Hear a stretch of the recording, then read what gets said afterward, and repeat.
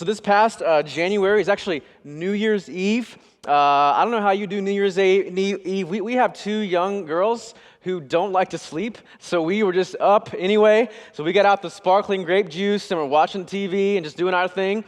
And in a kind of weak moment, man, I was scrolling Facebook or Instagram or whatever, and I came across some pictures of me from last Thanksgiving, Christmassy, and for whatever reason, in that moment, I saw some pictures of me, and that just grossed me out, man. Man, you've gained 20 pounds over Christmas. What's your problem? So I'm scrolling through and thinking, man, what is going on? You look like an Oompa Loompa here. So literally, that night, I'm scrolling thinking, man, I got to do something here. So I Googled Planet Fitness, and I joined Planet Fitness right then. And so my thought was, man, for $10 a month, I can get rid of this dad bod. That's what I'm thinking. $10 a month is not a problem.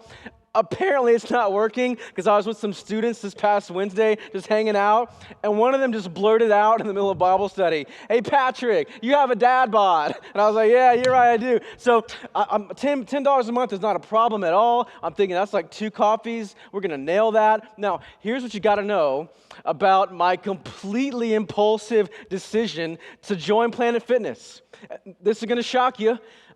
I'm not a workout guy. I don't work out a lot. In fact, I've spent the past 15 years of my life since high school trying to avoid working out, not volunteer for it. That's crazy.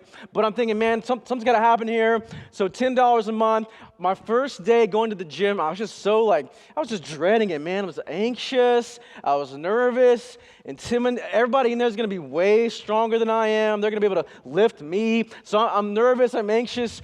And then when I roll up, I'm just dreading the whole thing because it's going to be hard and awful. You've ever gone a long time without exercising, you know that first day back is just terrible. So I'm fully anticipating that. But all that changed when I walked up the steps and walked through the door. It was amazing. There was a group of 8 people who were ready to welcome guys like me who sign up January 1st thinking this is the year I get in shape, only to stop going in by March or whatever. They're like, "Hey man, good to see you. How you doing? Welcome into can we help you get?" So and that was, I felt greeted, felt welcomed, felt warmly invited in that place.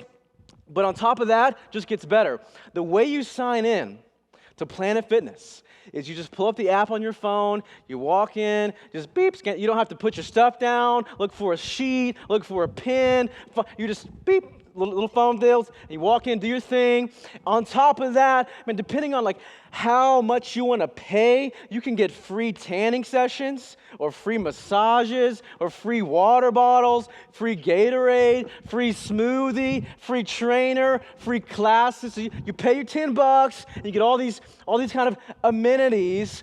And depending on how invested you are in Planet Fitness, you can get for $10, you can get all the access to all the machines. For a few more dollars, get access to all the equipment, the rooms, the training, the tanning, the whole deal. So you pay your little sliver of $10 or whatever it is per month, and you get all these perks and privileges, and the whole thing's about me, and I like that. The place is clean. Anybody I just don't like to be around dirty stuff. When I walk in, it smells like rubber and Lysol. It just smells amazing in there. They have a sign that actually says, "Hey, if these restrooms are not satisfactory, please tell us." And you better bet I am, because I'm not paying $10 a month for some dirty place. So they're about clean, they're about perks, they're about privilege, they're about you, and I love that. I just love to be catered to. I love convenience. And here's actually what I know about church, having been in ministry almost 15 years and seen a lot of people and had a lot of conversations.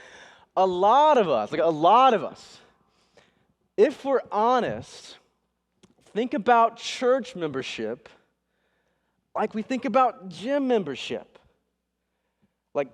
I pay a little something each month or each week, and I get some perks, get some privileges, get some convenience, get some comfort. And so what happens in that moment is joining a church becomes more like joining a country club. So somewhere along the way, we started confusing what it means to be a church member with what it means to be a country club member, and it's absolutely killing us and our effectiveness to reach the next generation with the gospel. Let me give you one quick example. Lifeway Research did a study like 4 years ago. Here's what they found. 66% of baby boomers, like 65, 85, somewhere in there, are full-on believers committed to a church. You fast forward just 2 generations to millennials, my generation, 40 to 20, that number tanks from 66 to below 15%. Would say, I'm a believer, I love Jesus, I'm committed to a church. And what I want to contend this morning is that one of the main reasons that has happened is because we've just got our view of church is all confused. It's all messed up. So we're going to have a conversation this morning as we wrap up our core values series on what in the world is church membership. Like, what is this thing that you're a part of? What does it mean to belong to a church, to be a member of a church, to commit your life to a church, so that we might not be one of the number that sees generation after generation 50% drop in 2 generations. You fast forward 2 more generations, and we got some real problems. We've got a whole generation of people that not just don't know Jesus, they don't care a thing about Jesus. So we want to push back darkness, not invite it unintentionally, right? So we're going to have a conversation about what is church membership, and here's what I can promise you. It's hit me hard this week, so a lot of this is an overflow of what I'm learning. Like we're going to have to unlearn some things about what we think about church. We're going to have to hear some things that don't give us warm fuzzies. We're going to have some ideas shifted in our head so that, listen, what's on the back end of this is your joy in the Lord and you having a shot at experiencing the love of God in deep relationship with one another. Amen. I just want that so badly for you. And so we're going to talk about church membership. To do that, Matthew chapter 16 is where we're going to start. Matthew chapter 16. If you have a Bible, turn there. If you don't own a Bible, don't have a Bible, that's all right. Find it on your device, or there should be a hardback maroon one somewhere on the back of the seat in front of you. Just grab that Bible. If you don't own a Bible, take that one. That's our gift to you. Don't put it in your trunk, but just have it, use it, read it. So here's my plan. I want to spend a few minutes kind of talking about, okay, what do we mean by church?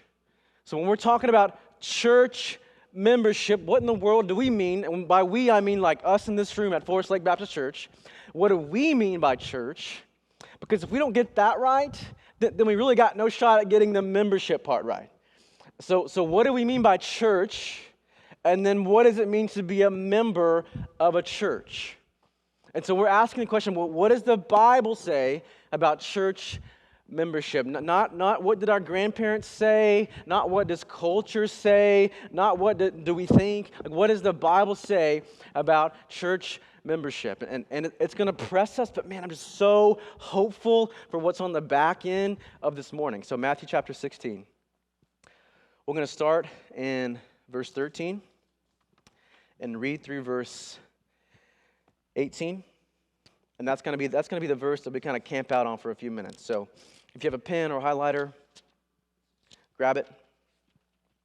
That's going to be an important verse for us. All right, Matthew chapter 16, starting in verse 13.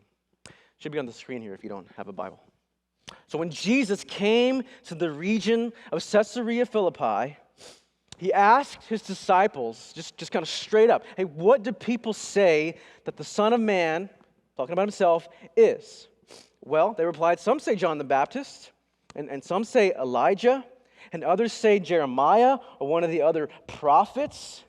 I mean, I just love Jesus' directness. He's like, okay, so, but who do you say I am?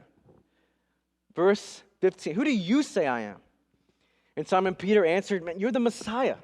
You're the Son of the living God.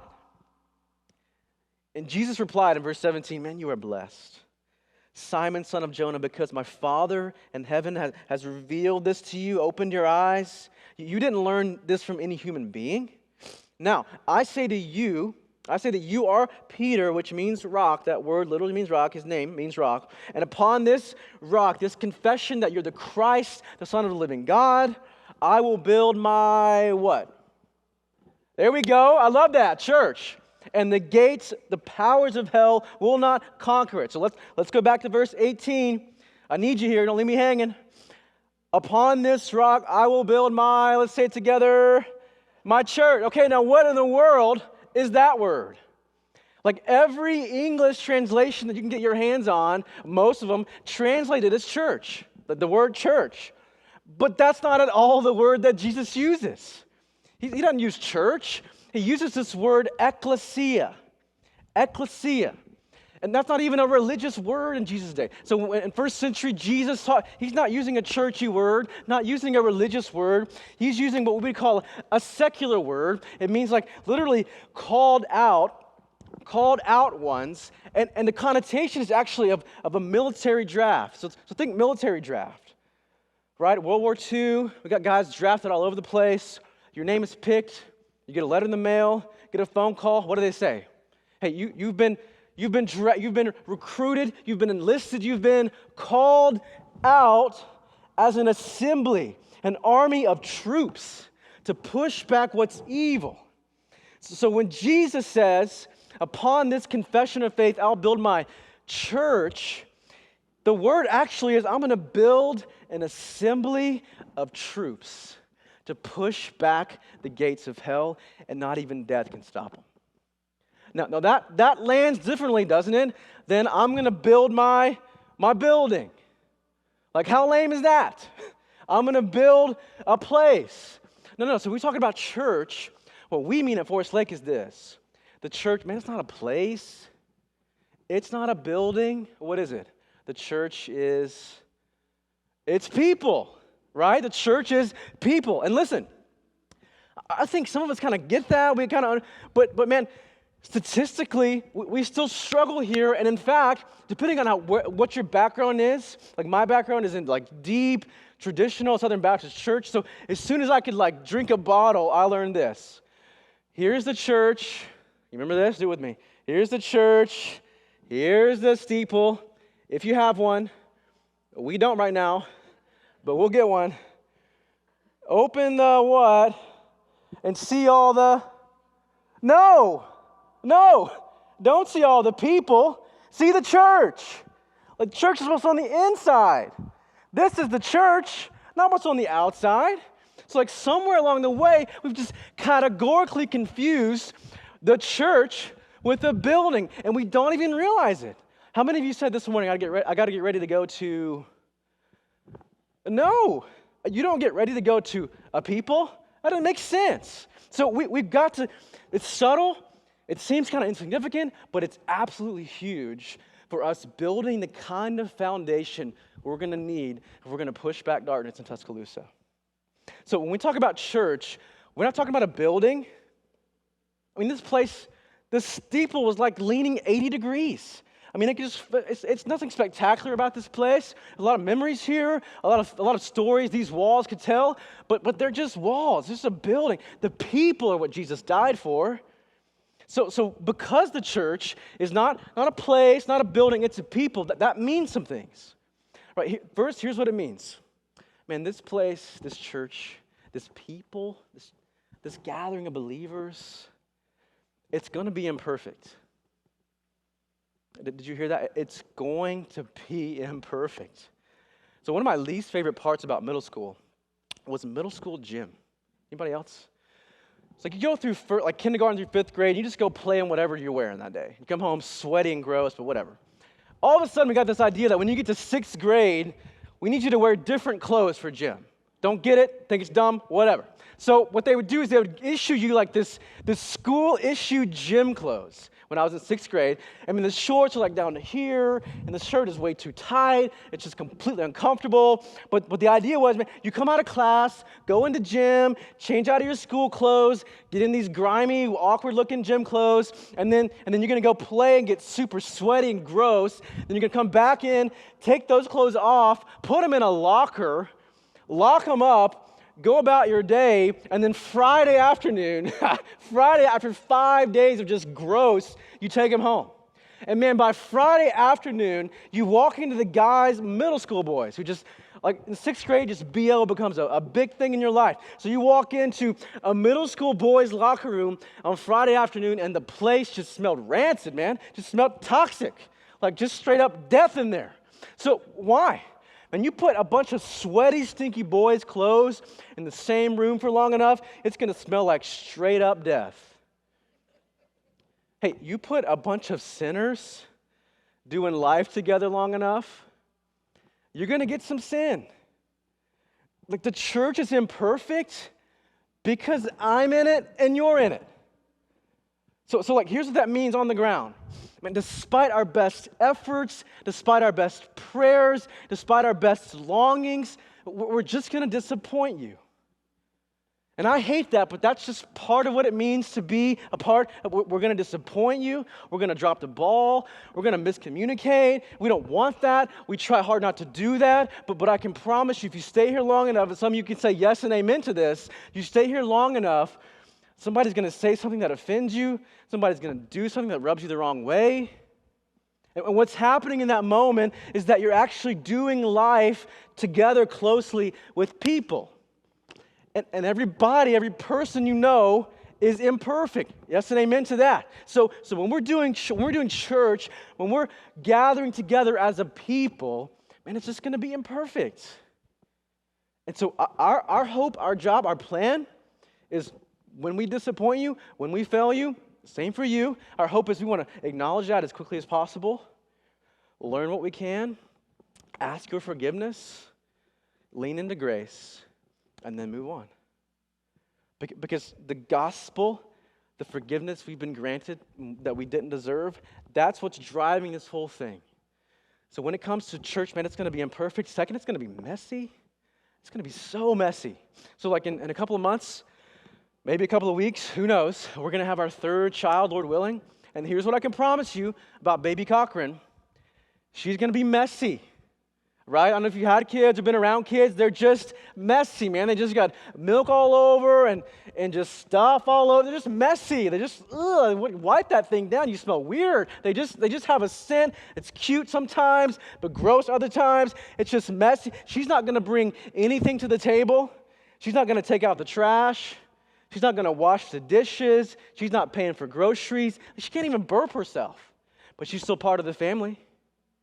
She's going to leave a mess wherever she goes. And we're just going to embrace that mess, acknowledge it for what it is. She's like 2 weeks old. And do all we can to love and care and encourage and build up because she's part of the family. And the same is true of a church. Like in the same way that actual infants make it messy, spiritual infants, people who are just stumbling along in baby steps in their walk with the Lord, wherever that is, it's just going to be messy. And listen, we want to embrace the mess. Like I said a couple weeks ago, one of the markers that a church is doing its job is that it looks more like a construction zone than a showroom. And those are very different. Construction zone, it's chaotic, it's messy, but it means that there's life there. Something's happening. Something's being rebuilt, renewed, reshaped. Showroom, not a speck of dust, dead as a doornail. So man, we want to embrace the mess, guys. We want to embrace the fact that if there are spiritual infants, it's going to be messy, but it means that there's a healthy living church. See, healthy living churches don't just have actual infants, they have spiritual infants, and sick and struggling and dying churches just don't. And we, by all the grace God will give us, we don't want to land there. So man, it's going to be imperfect. It's going to be messy, but here's what I can promise you. If you're wondering, okay, like, you just spent 10 minutes telling me it's going to be imperfect, I'm going to be disappointed, people are going to let me down, it's going to be messy, I'm going to get some grime on me. Why in the world would I want to be a part of that? Like, why I can get imperfect and messy anywhere in my life. Why in the world would I want to join a church? And I love it when you ask questions that are next to my notes. Here's 2 reasons why you should join a church. First of all, when you commit your life to a body of believers, you have a real shot at experiencing, get this, the tangible love of God. See, one of the ways that God has designed the church, his people, is as a mechanism, an instrument, a conduit for his love, his grace, his mercy, his encouragement, his faithfulness. And so, I know if we just went around this room, we'd spend hours in here just hearing testimony after testimony of people who can say, yes, man, I went through a spot and the church rallied. Like one of the beautiful parts of being a member of a church is you got a real shot at experiencing the tangible, visible love of God. And if you're like, I don't know, man, just get sick and watch the men and women in the church rally around you. Get a life-altering diagnosis and watch the men and women in the church rally around you. And you show up in the Sunday school community group and you be honest that your marriage is a complete train wreck, and you watch men and women in the church rally around you. You say, hey man, my kids are wilding out. They've got some challenging behaviors, and I'm just at my wits' end. I'm going to pull my hair out and their hair out too. It's just, and watch men and women in the church rally around you, pray for you, support you. You fall into depression. You suffer from crippling anxiety, and you let that be known, and you just watch the men and women of the church rally around you. That can't happen if we're not willing to take the step of obedience to let people in, imperfect and messy as they are, and as you are, that you might walk in, experience, and know God's love toward you through his saints, his church. So, man, yeah, it's going to be perfect. It's going to be messy. It's going to be, at times, bumpy a ride. We got a lot of stories about that. But putting yourself in a position to join a body of believers that is for you, that loves you, wants to care for you, you actually have a real shot at experiencing the tangible love of God. But not just that, you also have a real shot at walking in deep relationship with one another. So it's not just that you get to experience God's love firsthand, you get to walk in deep, meaningful relationship with one another. And the language that we use around here to describe that kind of depth of relationship is the language of covenant. So when you walked in, you should have received this right here. If you didn't, there should be one on the back of the seat in front of you. It's called a membership what? A membership covenant. Now, what in the world does that mean? What in the world is covenantal? What is that about? Covenantal language. If you're new to church, don't quite know what that, let me kind of spell it out for you. So 10 years ago, this November, Jacqueline and I stood in front of family and friends, and the Bible would use this picture for covenant. And before God and family and friends, we looked at each other and said, what, for better or for worse? And there's been a lot of worse, and there's been a lot of better. For richer or for poorer. There's been a lot of poor, and there's been a lot of poorer. In sickness and in health, till death do us part, I'm not going anywhere. Now that's covenantal language. That is, if we get married, and I find out that the person that I was dating is the person that I actually marry, praise his name, I'm in. If I find out that the person I was dating is not at all the person I married, and you're bat crazy, then I'm in. I'm not going anywhere. Like if I find out that you leave dishes in the sink for weeks on end, and you find out that I leave my toenail clippings all over the floor, man, I'm in. I'm not going anywhere. Like so you find, man, the kind of picture the scriptures use to describe covenantal language is I'm in, I'm for you, I'm committed. Listen, this is huge. I love you, I'm for you, even when it's not reciprocated. Are you tracking that? So man, if she receives my love and exchanges it, praise God, it's just easier to love her. But covenantal language is I'm in, regardless of whether or not you're in. regardless of whether or not you go off the rails, regardless of whether this whole thing goes up in flames, we're going to get help. We're going to stick it out. We're going to work through it. But I'm not going anywhere. It's in the contract where you do this for me, I do this for you, otherwise it's over. And man, so many of our interactions are contractual. Your mortgage, your phone, your water, it's all contractual. You do this for me, I get this in return. And what we're saying here is that's not how God has designed us to operate. He says, I purchased by my blood a people. That's covenant. That they might become members of a family. Let me show you this to you because you look like you don't believe me. Ephesians chapter 2. Look at this. Ephesians chapter 2, then we'll talk about how this should change how we live this week. Ephesians chapter 2. So church is about a people. That's what church is. And the membership part is this.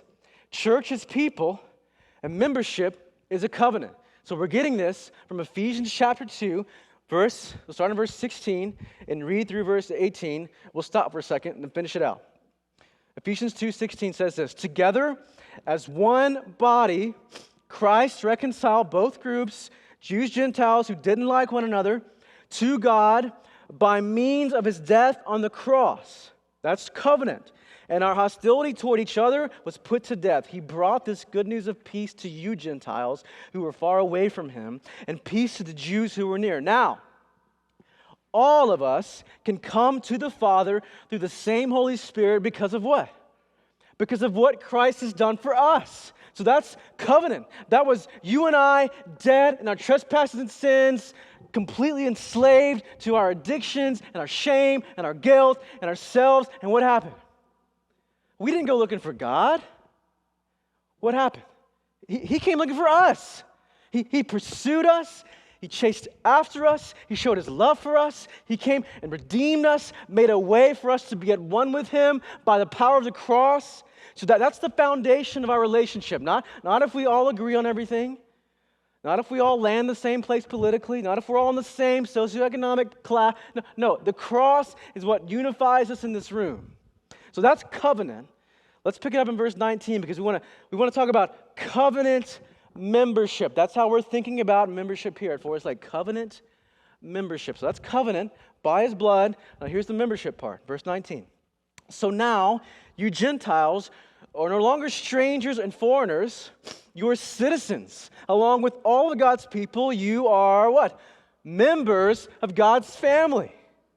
As imperfect and messy and chaotic at times as it's going to be. It's really not that different from any family reunion you've ever been to. You get around some family you hadn't seen in a while, it goes a little bit crazy. Same thing happened here. You are members of God's family. So what does that membership look like? Like when we say membership covenant, what do we mean? We mean what Jacqueline and I meant when we stared each other in the eye and said, I'm not going anywhere. I'm going to love you without reciprocity. I'm going to serve you without reciprocity. I'm going to encourage you, build you up without reciprocity. If I get it, that's great. If I don't, who cares? I'm in. So let me give you some examples of how this plays itself out in church. How can we walk in this kind of covenant together? Let me give you some phrases that are going to help us. Covenant says, I'm going to become this for you. Not, I demand this of you. Covenant says, I'm going to walk in and greet everybody, regardless of whether or not they greet me. Not, I've been here 15 minutes and nobody said a word to me. That's not covenant. Covenant says, what can I give? Not, what can I get? You hear that? What can I give? Not what can I get? Covenant says, how can I serve others? Not, why isn't anybody serving me? That's not covenant. Covenant says, how can I meet your needs? Not, why aren't you meeting my needs? Not covenant. Covenant says, man, I'm all in. This is huge. Even though some of my preferences might not be satisfied, not, I'm only in if my preferences are satisfied. So we're talking about covenant language here that goes, I'm in, I'm committed, I belong, I'm part of this family, regardless of whether or not it's reciprocated at all. So covenant says, I'm going to walk in on Sunday morning, I'm going to greet everybody with a smile and a hug, even if nobody does that for me. Don't care, I'm in. Covenant says, I'm going to show up on Sunday morning with the gathering of the body, and I'm going to speak life into somebody, regardless of whether anybody speaks life into me. Don't care, I'm in. Now, would it be nice? Sure. Not why I'm here. Covenant says, I'm going to show up, and I'm going to encourage and build up. I'm going to refuse to gossip and tear down, even if those around me aren't doing the same thing. Don't care. Not about reciprocity. It's about relationship. Covenant says, I'm not here to be served. I'm here to serve however I can. Covenant says, I'm going to be patient and gracious with those who aren't patient and gracious in return. Don't care. I'm in. Foundation of my relationship is not reciprocity, it's the cross. Covenant says, when I'm hurt, I'm going to let someone know, receive their forgiveness, and stay at the table. Not when I'm hurt, I'm going to downshift and leave and get out of there. That's not covenant. Now, there's some legitimate hurts and pains, so don't hear me saying what I'm not saying. Covenant says, I'm here, I'm in, I'm part of this family, regardless of whether or not what I think should happen is happening, regardless of whether or not my preferences are being set, regardless of whether or not anything's being reciprocated. Not about reciprocation, it's about the love of Christ poured out for us as a people who profess his name and walk in deep relationship with one another. So that's membership. It's a covenant. It's I'm in regardless. And so church is a people and membership is a covenant. Now, what in the world does that have to do with this morning and this sheet? So let me say, if you didn't get one of these, please grab it. And just hang on to it. And get a pen, and we'll walk through this together. But let me just kind of tell you how I want to land the plane this morning. I want to talk to a couple different groups of people as we think through, okay, it's church membership, I get it, I see it. And some of you might be on the fence. Some of you might be all in. I want to talk to two different groups of people this morning as we close. Here's the first one. My question for you this morning, regardless of whether or not you've been a member here for a long time or for 2 minutes, is this. In light of what we said about what the church is, it's imperfect, yes, messy, yes, but man, it is God's design for you to experience his love and for you to walk in the kind of deep relationship you've been designed to walk in. So my question is just this. Are you in?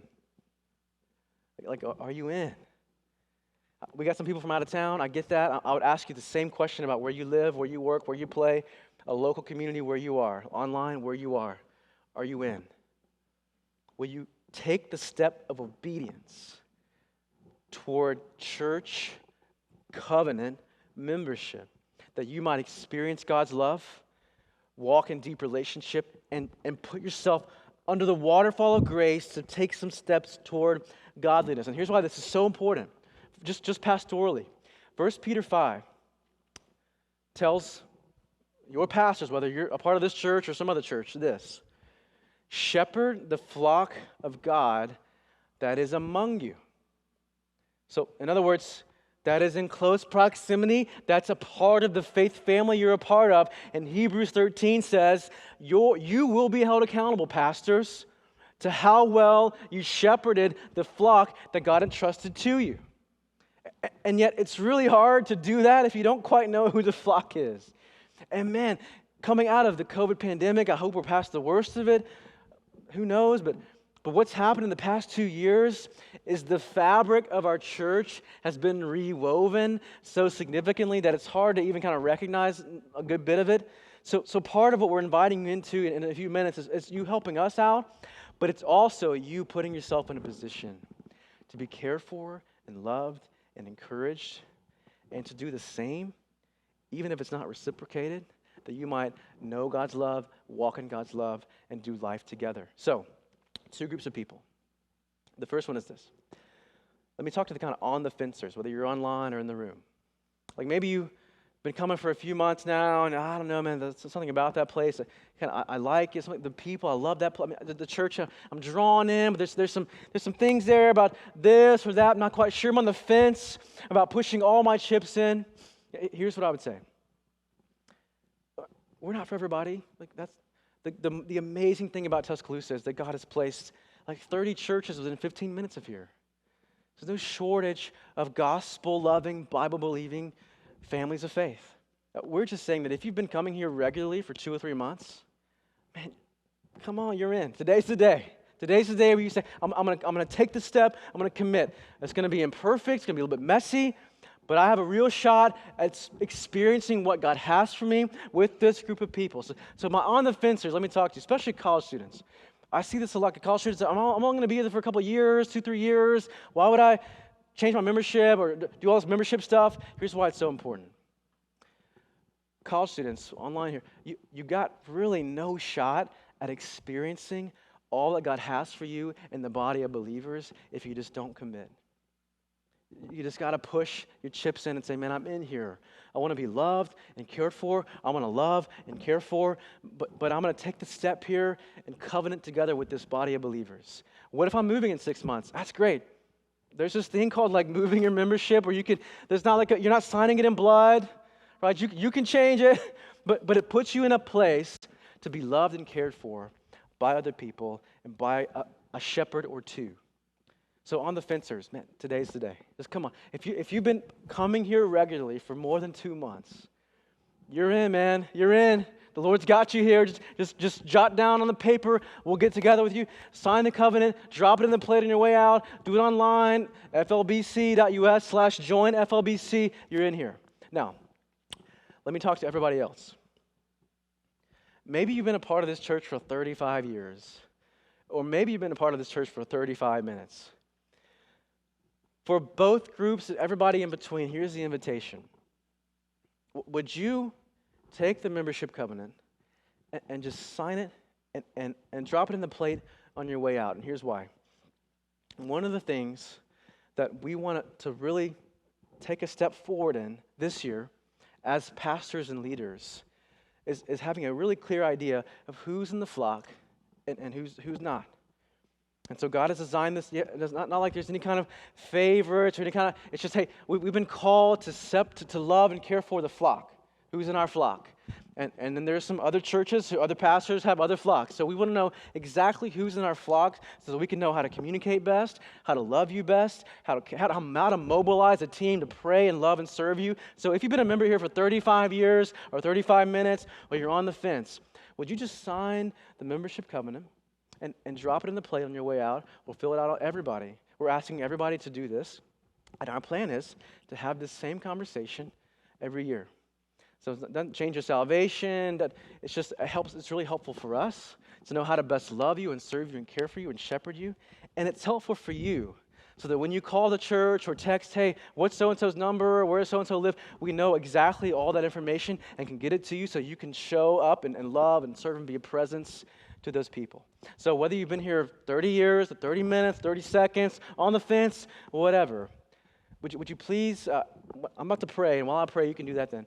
Just sign the covenant, drop it in the plate on your way out, and we'll follow up. Let's kind of get our ducks in a row, and that'll really help us be in a position heading into this new church year to know who's our flock, who has God brought to us. If you're moving in 6 months, praise His name. We want to pray for you and love you and shepherd you as you do. But go ahead and commit. Now, here's what I'm not saying. But some of you, you're just coming out of a church situation that was just brutal. And the reason you're on the fence is because you got some legitimate hurt, legitimate pain, legitimate concerns. This is really not for you. We want to love you, give you space, care for you, pray for you. But if you're willing, a long-time member, first-time attender, anywhere in between, to covenant your life with this church in the next year, would you just sign the covenant, drop it into play, give it to us, and we'll do what we got to do on our end to make sure that we're all clear. We know exactly who the Lord has brought to us so that we might love and shepherd them the best they can, so that you might walk in deep relationship with one another and have a shot at experiencing God's tangible love for you. Let's pray together as we close. Father, thank you for these men and women that you brought to be a part of this people that you called Forest Lake Baptist Church. We know the past 2 years have been challenging on a lot of levels, and yet we just marvel at your faithfulness, at your goodness, at your love, at your mercy to us. And we're eager to celebrate that in a few minutes. Right now, I just ask that you would give people grace and strength to take a step toward obedience, to covenant themselves with believers that you purchased by your blood, that they might walk in and know and experience and see your love for them displayed through your people. Help us to be good, wise, caring shepherds. Help us to own where we've failed. Help us to be quick to show grace. Help us to be quick to ask forgiveness. Help us to be quick to fix our eyes on Jesus and extend the grace we've been extended. And help brothers and sisters in this room here who are in a spot where they're struggling, they're weak, they're weary, and they just need some help. They want somebody to confide in, somebody to share, somebody to... Pray that today will be the day they take the step toward becoming a part of a faith family where they can have those conversations and they can be a part of that kind of journeying together in deep relationship that we might take steps toward godliness together. We love you. We need you. Thank you for your blood that you poured out for us on the cross.